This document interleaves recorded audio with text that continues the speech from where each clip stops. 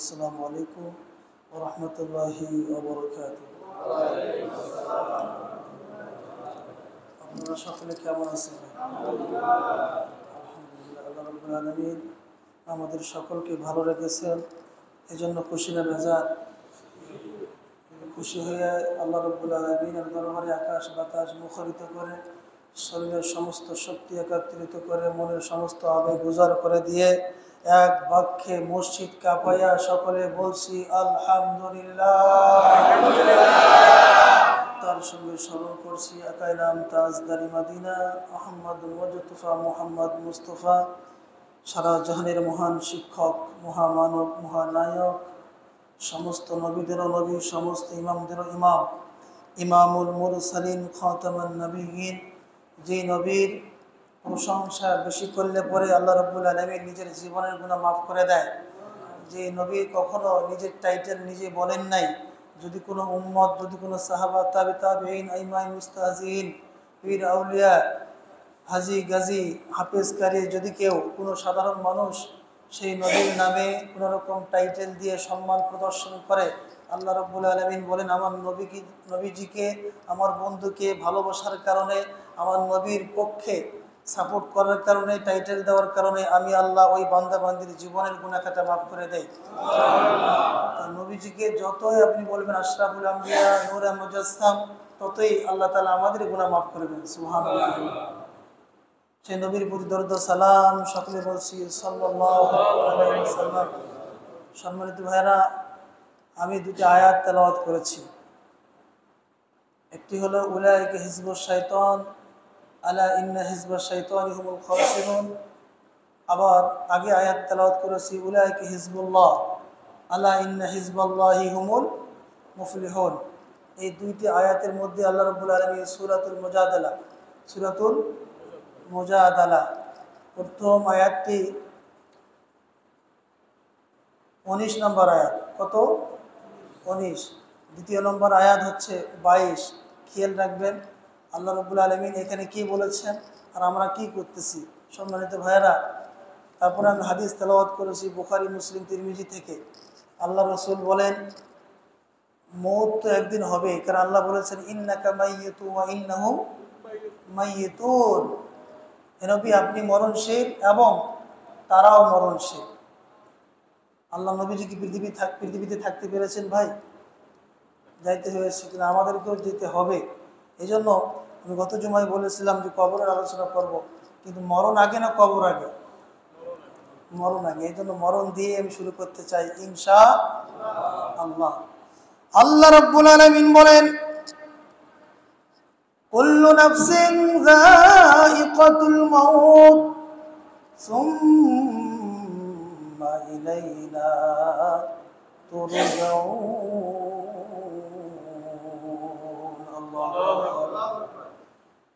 প্রত্যেক নরনারী, জীবজন্তু সকলকে মৌতের স্বাদ চাখতে হবে, গ্রহণ করতে হবে, কিন্তু তারা কি স্মরণ করে না সুম্মা ইলাইহি তুরজাউন, সেই দিনের কথা যেই দিন আমার সামনে তাদেরকে হাজির হতে হবে।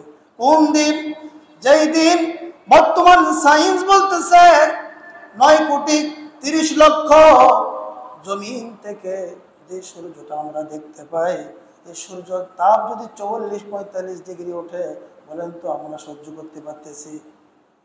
যেই দিন সুম্মা ইলাইহি তুরজাউন, যেই দিন ওই সূর্যটি 100 হাত অথবা 1 বিঘত মাথার উপরে এসে যাবে, মানুষের মাথার মগজগুলো গলে গলে জমিনে পড়বে, সেই দিনের কথা কি তারা স্মরণ করে না? সুম্মা ইলাইহি তুরজাউন। তারা যদি সেই দিনের কথা স্মরণ করত, তাহলে অবশ্যই অবশ্যই উলাইকা হিজবুল্লাহ, এই দিনের কথা যদি স্মরণ করত, অবশ্যই আমার দল করত। উলাইকা হিজবুল্লাহ মানে কার দল? আল্লাহর দল। আল্লাহর দল করতে আমরা রাজি তো ইনশাআল্লাহ। আর উলাইকা হিজবুশ শাইতান, এটা হলো শয়তানের দল। আল্লাহ বলেন উলাইকা হিজবুশ শাইতান আলা ইন্না হিজবাশ শাইতানি হুমুল খাসিরুন। যারা শয়তানের দল করে, যারা শয়তানের আনুগত্য করে, উলাইকা হিজবুশ শাইতানি হুমুল খাসিরুন, আলা ইন্না হিজবাশ শাইতানি হুমুল খাসিরুন। তারা ক্ষতিগ্রস্ত, তারা ক্ষতিগ্রস্ত, তারা ক্ষতিগ্রস্ত। আর যদি উলাইকা কাতাবা ফি কুলুবিহিমুল ঈমান, ঈমান আনার পরে ওয়াইয়াদাহুম বিরূহিম মিন, ঈমান আনার পরে আমার রাস্তায় চলাচল করার জন্য নিয়ত করে, ওয়াইদখিলুহুম জান্নাতিন তাজরি মিন তাহতিহাল আনহার, জান্নাতের রাস্তার দিকে যদি দৌড়ায়, রাদিয়াল্লাহু আনহুম ওয়া রাদওয়ান, যেমনি দৌড়াইছে সাহাবারা, কারা? রাদিয়াল্লাহু আনহুম ওয়া রাদওয়ান, যেমনি দৌড়াইছে নবীর সাহাবারা আমার রাস্তায় জান্নাতের দিকে, তাদের প্রতি আমি আল্লাহ রাজি খুশি ছিলাম। তারাও যদি, সাধারণ মানুষ যদি ও সাহাবাদের রাস্তায় দৌড়ায়, আমি তাদের নামগুলো উলাইকা হিজবুল্লাহ, আমার দলের খাতার মধ্যে তাদের নামগুলো লিপিবদ্ধ করে দিব। সম্মানিত ভাইয়ারা, তাহলে বুঝে গেল ঈমান আনার পরে কোন দিকে দৌড়াইতে হবে? শয়তানের দলে না আল্লাহর দলে? কিসের রাস্তায়? জান্নাতের রাস্তায়। আমরা সকলে জান্নাতের রাস্তায় দৌড়াইতে রাজি তো ইনশাআল্লাহ? মরতে তো একদিন হবে, কিন্তু মরণটা আমাদের কেমন হবে? আল্লাহর রাসূল বলেন, মুসলিম শরীফের মধ্যে হাদিসটি এসেছে, আল্লাহর রাসূল পৃথিবী থেকে যখন চলে যান, ওফাত গ্রহণ করেন, নবীজির শুয়ে আছেন, নবীজির শরীরের মধ্যে একটা পাতলা কাপড় দেওয়া আছে, পাশে আম্মা জান আয়েশা সিদ্দিকা রাদিয়াল্লাহু তাআলা আনহা বসানো এবং মা ফাতেমা বসে আছেন। নবীজি প্রচন্ড ব্যথায়, দারুণ ব্যথায় কাঁপতেছেন। আল্লাহর নবীকে সাহাবারা আরজ করলেন, হুজুর আপনি কিসের ব্যথায় যন্ত্রণা পাচ্ছেন, আপনি কাঁপতেছেন কেন? আল্লাহর হাবিব বলে, ও সাহাবাদের দল, আমার ওই ব্যথা সেই ব্যথা নয়, আমার এমন একটি ব্যথা উঠেছে যে 15 থেকে 20 বছর আগে আমাকে এক ইহুদির বাড়িতে গোশতের মাধ্যমে আমাকে বিষ পান করা হয়েছিল। আমার সাথে যে সাহাবা ছিল, সেই সাহাবা ওই গোশতের টুকরা চাবাইয়া খেয়ে ফেলেছিলেন, সঙ্গে সঙ্গে শাহাদাত বরণ করেছিল। ও আমার সাহাবাদের দল, আর আমি যখন গোশত মুখে দেই, প্রচন্ড শব্দ, আমি চাবাচ্ছি কিন্তু নরম হয় না। হঠাৎ করে গোশত থেকে আওয়াজ আসলো, ও আল্লাহর হাবিব, খবরদার খবরদার, গোশতের টুকরা আমাকে আপনি ভিতরে নেবেন না, আমার ভিতরে বিষ মিশানো আছে, বিষ মিশাইয়া দিয়া আপনাকে তারা হত্যা করতে চায়। ও সাহাবাদের দল, যখন গোশত থেকে এরকম আওয়াজ আসে, আমি রাসূল সঙ্গে সঙ্গে গোশত ফেলাই দিয়েছি, কিন্তু চাবানোর সময় যে রসগুলো আমার ভিতরে গিয়েছে, ওই বিষের ওই রসের কারণে আজকে আমি বেদনা ভোগ করতেছি। নবীজি ব্যাখ্যা দিলেন, ও সাহাবাদের দল, কেন এই বিষের ক্রিয়া আজকে উঠে গেছে? কারণ হলো আমি আল্লাহর কাছে সব সময় চাইতাম, আল্লাহ তুমি আমাকে শাহাদাতের মওত দান করিও। সুম্মা ইউহয়ি সুম্মা উকতাল, সুম্মা ইউহয়ি সুম্মা উকতাল, আমি মরব আবার জীবিত হব, আমি আবার মরব আবার জীবিত হব।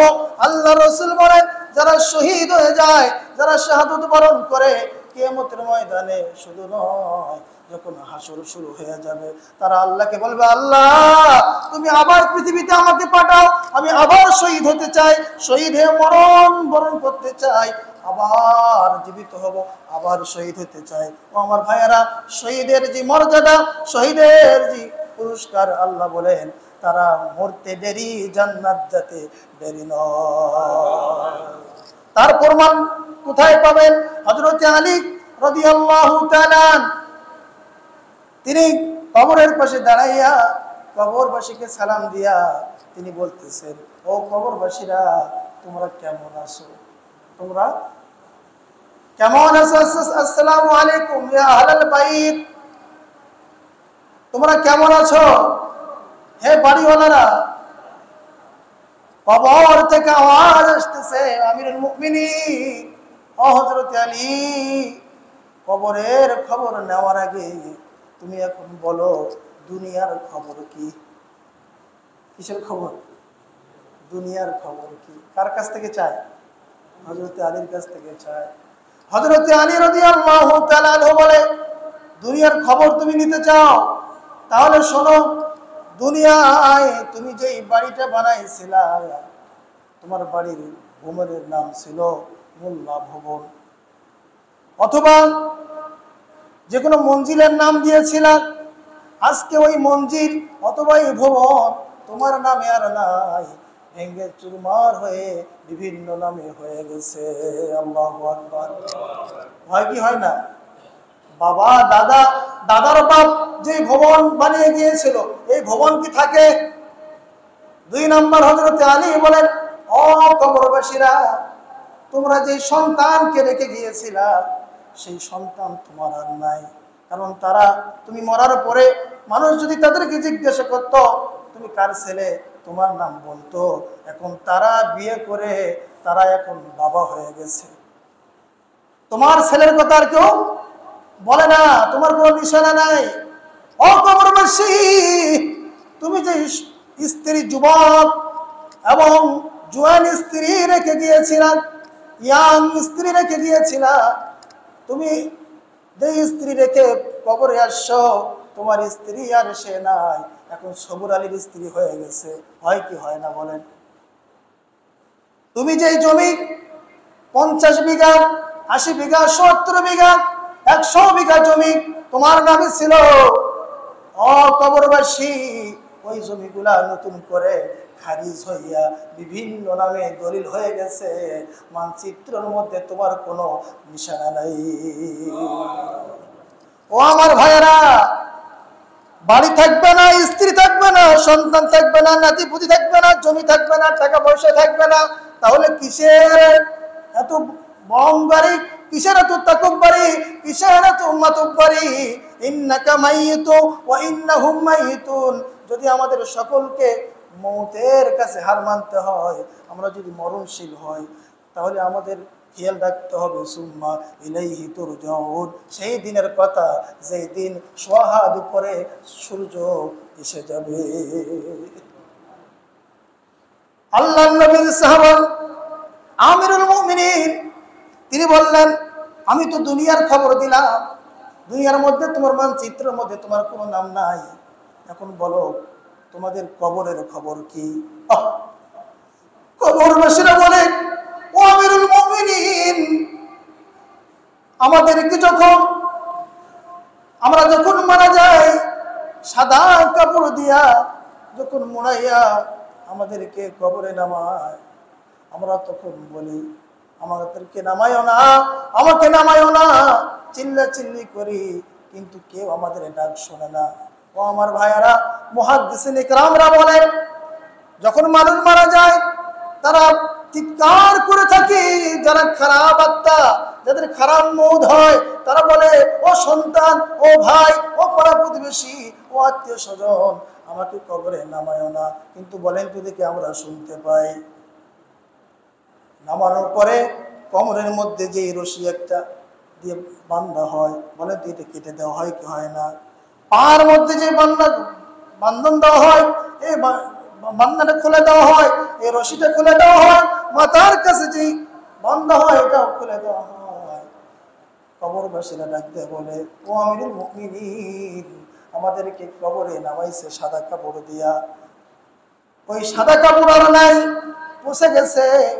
ও আমিরুল মুমিনিন, শরীরের মধ্যে যে গোস্ত ছিল, গোস্তগুলো খসে খসে সব মাটির সঙ্গে মিশে গেছে, কোনো বস্তু নাই। ও আমিরুল মুমিনিন, নাক আছে, নাকের ছিদ্র আছে, কিন্তু নাকের গোস্ত নাই। ও আমিরুল মুমিনিন, মুখের ছিদ্র আছে, কিন্তু মুখের গোস্ত নাই। চোখ আছে, চোখের গোস্ত নাই। নাক আছে, কান আছে, ছিদ্র আছে, কিন্তু গোস্ত নাই, কঙ্কাল হয়ে পড়ে আছি। ও আমিরুল মুমিনিন, ওয়ালবিসু মিনান নার, কবরটা আমাদের জন্য জাহান্নামের গর্ত বানাইয়া দিয়েছে।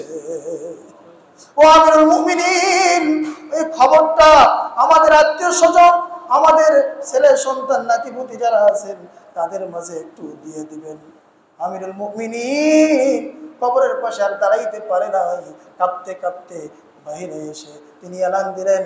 হযরত আলী বললেন, ও কবরবাসীর আত্মীয় স্বজন যারা আছেন শোনেন, ওই কবরবাসীর মধ্যে আযাব হচ্ছে। তোমরা ওই কবরবাসীর জন্য, যার দাদা, যার পরদাদা, যার বাবা, যার মা এখানে শুয়ে আছে, তাদের জন্য ইন্না সাদাকা লা তুতফি আনহু গদাবুর রাব্বা, তাদের জন্য তোমরা সদকা করো, আল্লাহ চাইতো তোমাদের পরিবারকে আল্লাহ মাফ করে দিবে। হযরত আলীর ঘোষণায় সঙ্গে সঙ্গে তাদের আত্মীয় স্বজন এখানে শুয়েছিল। কেউ 10 দিরহাম, কেউ 100 দিরহাম, কেউ 100 রিয়াল, 200 রিয়াল, এভাবে আল্লাহর রাস্তায় দান করা শুরু করে দিল। 3 দিন পর হযরত আলী রাদিয়াল্লাহু তাআলা আনহু ওই কবরের পাশে যখন দাঁড়াইছে, শুনতে চেয়েছে তোমাদের অবস্থা কি। কবর থেকে আওয়াজ আসতেছে, আমিরুল মুমিনিন আমাদের খবরটা আত্মীয় স্বজনদের কাছে দেওয়ার পরে তারা যখন সদকা করেছে, ওই সদকার বিনিময় আমার আল্লাহ আমাদের প্রতি খুশি হইয়া ওয়াবশিরুহু মিনাল জান্নাহ, জান্নাতের বিছানা বিছায়া দিয়েছে। মা বাবার জন্য, সন্তানের জন্য, দাদা দাদির জন্য, নানা নানির জন্য আমরা সদকা করতে রাজি তো ইনশাআল্লাহ? সব সময় রাজি থাকবো তো ইনশাআল্লাহ? সম্মানিত ভাইরা, আমি মারা গেলে আমার যখন ভবন থাকবে না, টাকা পয়সা থাকবে না, সম্পদ থাকবে না, ছেলে সন্তান কিছুই কাজে আসবে না, বেঁচে থাকতে মাদ্রাসা এবং মসজিদকে একটা আমি বানাইয়া রেখে কবর যাইতে পারবো না, অথবা মসজিদ অথবা মাদ্রাসার সঙ্গে সম্পৃক্ত থাকতে পারবো না। কিয়ামতের ময়দানে কবরে যাওয়ার সাথে সাথে হযরত উসমান গনি বলেন, যার কবর ভালো, হাসর মিজান ফুলসিরাত তার জন্য ভালো, বারজাক যার জন্য ভালো, তার জন্য জান্নাত যাওয়ার রাস্তা ক্লিয়ার হয়ে যায়। এই বারজাক ভালো করার জন্য মাদ্রাসা, মসজিদ, সদকা, সব সময় সদকার হাত বাড়িয়ে দিতে আমরা প্রস্তুত ইনশাআল্লাহ। আমার ভাইয়েরা, আয়াতের দিকে চলে যায়। রাদিয়াল্লাহু আনহুম ওয়া রাদওয়ান, সাহাবাদের প্রতি আমার আল্লাহ যেমনি ভালোবাসা দেখাইছে, বলেন তো আমরাও যদি সাহাবাদের দলে হাঁটি, দৌড়াই, ইহদিনাস সিরাতাল মুস্তাকিমের প্রতি দৌড়াই, আল্লাহ আমাদের প্রতি রাজি খুশি হবে কি হবে না? আল্লাহর নবী কি বলেছেন? গোস্তর রস ভিতরে গেছে, এই জন্য আমি প্রচন্ড দারুণ ব্যথায় ভুগতেছি। কেন ভুগতেছি? আমার আল্লাহ বুঝাইতে চায়, ও পৃথিবীর মানুষ, আমার বন্ধু সব সময় আমার কাছে দোয়া করতো, আল্লাহ শাহাদাতের মর্যাদা তুমি আমাকে দান করো। আমার নবীকে শাহাদাতের মর্যাদা দেওয়ার জন্য আমি ওই 20 বছরের আগের ওই বিষের একটু ঝোল অথবা তেল ভিতরে ঢুকাইয়া দিয়া আজকে আমি ওই বিষের ক্রিয়া যন্ত্রণা বাড়াইয়া দিয়েছি, আমার বন্ধুর নামটা শাহাদতের খাতার মধ্যে লিপিবদ্ধ করার জন্য। আমার ভাইয়েরা, আল্লাহর নবী শুয়ে আছেন, মাথা উঠাইতে পারেন না। হঠাৎ করে আজরাইল আলাইহিস সালাতু ওয়াস সালাম আল্লাহর নবীকে সালাম জানাইলেন আর বললেন, হুজুর পারমিশন চাই আপনার রুমে ঢোকার জন্য। আল্লাহর নবী বললেন, কেন পারমিশন চাও? আজরাইল আলাইহিস সালাতু ওয়াস সালাম বলেন, হুজুর আল্লাহ আপনাকে নিয়ে যেতে বলেছেন, যদি আপনি যাইতে চান নিয়ে যাব, আর যদি থাকতে চান আমি চলে যাব। সুবহানাল্লাহ বলেন। আল্লাহর নবী বললেন, হাত্তা ইয়াতিয়ানি জিবরাইল, আজরাইল আমি যাব কি যাব না একটু পরে বলবো। আমার বন্ধু জিবরাইল কই? সুবহানাল্লাহ বলেন। আমার বন্ধু হাত্তা ইয়াতিয়ানি জিবরাইল, আমার বন্ধু জিবরাইল কই? জিবরাইল আসুক, তারপরে যাব কি যাব না তোমাকে বলবো। আজরাইল দরজার মধ্যে দাঁড়ানো, মা ফাতেমা কিন্তু পাশে বসা, হযরতে আম্মা জান আয়েশা সিদ্দিকার পাশে বসা। নবীজি আজরাইলকে বলল, তুমি দাঁড়াও, আমার বন্ধু আসুক, তারপরে কথা হবে। সাথে সাথে হযরত জিবরাইল আলাইহিস সালাম হাজির হয়ে গেছে। আল্লাহর নবী বলে, ও জিবরাইল, ও বন্ধু, সত্যি কি আমার আল্লাহ আমাকে যাইতে বলতেছেন? জিবরাইল আলাইহিস সালাম বলেন, হুজুর, আপনি যদি যাইতে চান আজরাইল নিয়ে যাবে, আর যদি যাইতে না চান আপনাকে নিয়ে যাবে না, সে চলে যাবে। আল্লাহর নবী বলে, জিবরাইল, আমি তো যাইতে চাই, কিন্তু আমার বুকের মধ্যে বড় ব্যথা হয়। এই কথাটি বলে মুসলিম শরীফের মধ্যে এসেছে, আল্লাহর নবী অঝর নয়নে কান্না করলেন, চোখের পানি দিয়ে দাড়ি মুবারক ভিজে যাচ্ছে। আল্লাহর নবীকে লক্ষ্য করে হযরত জিবরাইল আলাইহিস সালাম বললেন, হুজুর, মনে হয় আপনি ফাতেমার কথা ভেবে কান্না করতেছেন। হুজুর, ও ফাতেমার কথা ভেবে আপনি কেন কান্না করতেছেন? ফাতেমা তো জান্নাতের সার্টিফিকেট পাওয়া নারী। সমস্ত জান্নাতের নারীদের মধ্যে সরদারনি হবেন যিনি, তিনি হলেন মা ফাতেমা। তিনার জন্য আপনি কেন কান্না করেন? কান্না করতে হবে না। আল্লাহর নবী কান্না বন্ধ করে না। আল্লাহর নবীর চোখের পানি দিয়া দাড়ি মুবারক ভিজে যাচ্ছে। জিবরাইল আলাইহিস সালাম বললেন, হুজুর, আপনি কিসের জন্য কান্না করেন জানতে চাই? আল্লাহর নবী বলে, জিবরাইল, আমি হাসান হুসাইনের জন্য কাঁদি না, আমি ফাতেমার জন্য কাঁদি না, আমার স্ত্রীর জন্য আমি কাঁদি না, আমার জন্য আমি কাঁদি না, আমার গুনাহগার উম্মতের জন্য আমি মুহাম্মদ রাসূলুল্লাহ কাঁদি। ও আমার ভাইয়ারা, আল্লাহর নবী যখন উম্মতের কথা বললেন, জিবরাইল আলাইহিস সালাম আল্লাহকে ডেকে বললেন, আল্লাহ, তোমার হাবিব গুনাহগার উম্মতের জন্য কাঁদে। আল্লাহ রাব্বুল আলামিন জিবরাইলকে বললেন, ও জিবরাইল, আমার নবীর কাছে ঘোষণা দিয়ে দাও, কিয়ামতের ময়দানে যখন হাসরের ময়দান কায়েম হয়ে যাবে, আমি আল্লাহ কথা দিলাম, আমার নবীজির উম্মতের দায়িত্ব আমি আল্লাহ নিজেই নিয়ে নিলাম। জিবরাইল বলেন, হুজুর, আপনি উম্মতের দায়িত্ব নিয়ে কান্না করতেছেন, আর কান্না করতে হবে না, আপনার উম্মতের জন্য আল্লাহ নিজেই দায়িত্ব নিয়ে নিলেন। উলাইকা হিজবুল্লাহ, আলা ইন্না হিজবাল্লাহি হুমুল মুফলিহুন। নবী, যারা আপনার উম্মতি এবং উম্মত, যারা আমাকে স্মরণ করবে, সাহাবাদের রাদিয়াল্লাহু আনহুম রাদওয়ান, তাদের দলের দিকে দৌড়াবে, আমি আল্লাহ তাদের দায়িত্ব নিজেই নিয়ে নিলাম। উলাইকা হিজবুল্লাহর দলে থাকতে তো রাজি তো ভাই ইনশাআল্লাহ? আমার ভাইয়েরা, 800 থেকে 900 বছরের আগে একটা ঘটনা। মরতে যেহেতু হবে, কেমন মরণ আমরা বরণ করতে চাই। এক চাচার দোকানে এক যুবক, 17 থেকে 20 বছর বয়স, চাচার দোকানে তিনি কর্মচারী হিসেবে থাকতেন, ম্যানেজার হিসেবে থাকতেন। এক মুরব্বী, দাড়ি মোবারক, টুপি, জুব্বা সব ঠিক আছে, এই ছেলেটির কাছে গিয়ে বলল, বাবা, আল্লাহর রস্তে আমাকে কিছু ভিক্ষা দাও, এরকম বলে না ভাই? তো ওই যুবক যৌবনের তাড়নায় রাগে রাগান্বিত হইয়া বলল, যাও, এখান থেকে চলে যাও, এখানে কি তোমার বাপদাদারা টাকার গাছ রেখে গেছে যে চাইলেই দিতে হবে? নাউজুবিল্লাহ বলেন। অথচ আল্লাহ বলেন, আমার নাম দিয়ে যারা চায় তাদের হাতকে ফিরাইয়া দিও না, অন্তত আমার নামের সম্মানের খাতিরে একটু হলেও তার হাতে দিয়ে দাও। আল্লাহর রাস্তে যারা চায় তাদেরকে ফিরাই দেওয়া ঠিক নয়। সম্মানিত ভাইয়েরা, যখন তাকে ফিরাইয়া দিল, কিন্তু তিনি যায় না। তিনি তখন বললো, বাবা, তুমি না দিবে নাই, কিন্তু বাপ দাদার দোহাই দিলে কেন? এরকম আচরণ আমার সঙ্গে কেন করলে? এরকম ব্যবহার কেন করলে? বাবা, তুমি কি মরবা না? তখন এই ছেলেটি বলতেছে কি জানেন? মরবো না মানে মরবো তো, আপনি যেভাবে মরবেন আমিও সেভাবে মরবো। আল্লাহু আকবার। কাকে বলতেছে? ওই মুরব্বীকে বলতেছে যে আপনি যেভাবে মরবেন আমিও সেভাবে মরবো। মুরব্বী তখন বললো, বাবা দেখো, আমি তো মুরব্বী মানুষ, তুমি আমাকে একটু সম্মান দিচ্ছ না, মুরব্বী হিসাবেও তো একটু সম্মান করা যায়।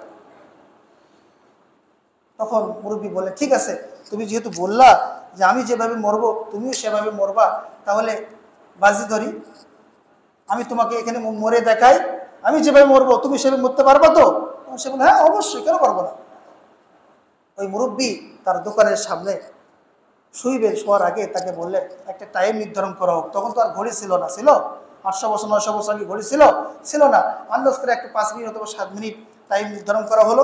দোকানের সামনে তিনি শুয়ে পড়লেন, ডান গালের মধ্যে ডান হাত দিয়া লা ইলাহা ইল্লাল্লাহু মুহাম্মাদুর রাসূলুল্লাহ বলে ওই মুরব্বী ঘুমিয়ে পড়েছে। 1 মিনিট 2 মিনিট 5 মিনিট চলে যায়। ওই যুবক দোকানের ভিতরে থেকে বলতেছে, মুরব্বী ওঠেন। বারবার ডাকে, সাড়া দেয় না। দোকান থেকে বাইরে এসে এমন জোরে একটা ধাক্কা দিছে যে তুমি নড়ো না কেন? ধাক্কা দেওয়ার সাথে সাথে ওই মুরব্বী আর জমিনে নাই, ওই মুরব্বী আমার আল্লাহর কাছে চলে গেছে। ও আমার ভাইয়েরা, এখন অনেকে বলতে পারেন হুজুর মরণ কি এত সহজ? আপনি গল্প বলতেছেন। গল্প নয়, ইমাম বুখারী রহমাতুল্লাহ আলাইহি, নাম শোনেন নাই? ইমাম বুখারী রহমাতুল্লাহ আলাইহি তিনি যখন অল্প বয়সে তিনি গোটা এলাকায়, বুখারা এলাকায় তিনি সমালোচিত হলেন। বিভিন্ন মানুষ তার বিভিন্ন রকমের সমালোচনা করে, কেউ প্রশংসা করে, কেউ সমালোচনা করে, কিন্তু তার কানে যায় না। কিন্তু তারপরও আমার আল্লাহ তেনাকে এতই দাম দিয়েছেন, মূল্য দিয়েছেন, কোরআনের পরে বুখারী শরীফের স্থান দিয়েছেন। তার যখন সুনাম এরকম বাতাসে উঠতেছে, একদল লোক তার বিরুদ্ধে ফিতনা ঢুকাইয়ে দিল। কি ফিতনা? যে বুখারী মুহাম্মদ ইসমাইল ইবনে বুখারী তিনি বিদাতি, তিনি কি বিদাতি কাজ করেন, বিদাতের পক্ষে। বলেন তো উনি কি বিদাতের পক্ষে? বুখারী শরীফে কোনো বিদাতি হাদিস আছে? জয়ীফ হাদিস আছে? কিন্তু এরকম বিভিন্ন রকমের বলা শুরু করে বুখারা শরীফ মহল্লা থেকে তেনাকে বাহির করে দিলেন। নাউজুবিল্লাহ বলেন। বাহির হয়ে তিনি ধরেন এখানে দিনাজপুর ওনার এলাকা, এখান থেকে বাহির করে রংপুরে যাবে ধরে নেন। যে এলাকাটায় পরে তিনি গিয়েছিলেন এই এলাকার নাম খত্তাব। কি নাম? খত্তাব। এই এলাকার লোক বলল বুখারা থেকে তেনাকে বাহির করে দেখ, কিন্তু আমরা তেনাকে মাথায় উঠে রাখবো। সুবহানাল্লাহ বলেন। তিনি খত্তাবে যখন চলে আসলেন, কিছুদিন পরে ওই বুখারা ও মহল্লার কিছু সুকলখোর এখানেও চলে গেছে।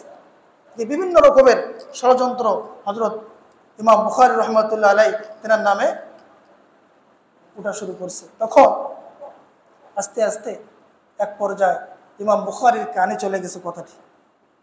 ইমাম বুখারী বিদাতি হাদিস লেখেন। নাউজুবিল্লাহ বলেন। রাত্রেবেলা শাওয়ালের প্রথম তারিখ রাত্রেবেলা, এই দিনটা কি দিন? ঈদের দিন। শাওয়ালের প্রথম তারিখ রাত্রেবেলা কিসের দিন? ঈদুল ফিতরের রাত। ঈদুল ফিতরের রাত শাওয়ালের প্রথম তারিখ রাত্রেবেলা যখন তেনার কাছে কানে চলে আসলেন কথাটি যে আমি নাকি বিদাতি জিনিস লেখি, সঙ্গে সঙ্গে সিজদায় পড়ে আল্লাহর কাছে বললেন, আল্লাহ পৃথিবীটা তোমার প্রশস্ত, কিন্তু আমি বুখারীর জন্য পৃথিবীটা সংকীর্ণ হয়ে গেছে। আল্লাহ তোমার পৃথিবী বিশাল, কিন্তু আমি বুখারীর জন্য পৃথিবী সংকীর্ণ হয়ে গেছে। আল্লাহ তুমি আমাকে উঠায়া নাও। আল্লাহু আকবার। দোয়া করতে দেরি, ইমাম বুখারী আল্লাহর কাছে যাইতে দেরি হয় না। দোয়া করেছেন শাওয়াল মাসের প্রথম তারিখ রাত্রেবেলা, ঈদের রাত। ওই ঈদের রাতে আমার আল্লাহ তেনাকে উঠাইয়া নিয়েছেন। এই জন্য কিছু মানুষ আছে আল্লাহর সঙ্গে ডাইরেক্ট কানেকশন হয়ে যায়। কসম করতে দেরি, ওই কসম পূরণ করতে আমার আল্লাহর দেরি হয় না। সম্মানিত ভাইরা, মরতে যেহেতু হবে তাহলে আল্লাহর বন্ধু হয়ে মরতে চাইতে ইনশাআল্লাহ। কথা আছে আপনার? ওই ছেলে ধাক্কা মারলো, কোথায় চলে গেল? আল্লাহর কাছে। তারপরে কি হলো ইনশাআল্লাহ সামনে জুমায় আমরা আলোচনা করব, সময় বিলম্ব করব না। জি ভাই, বুঝলি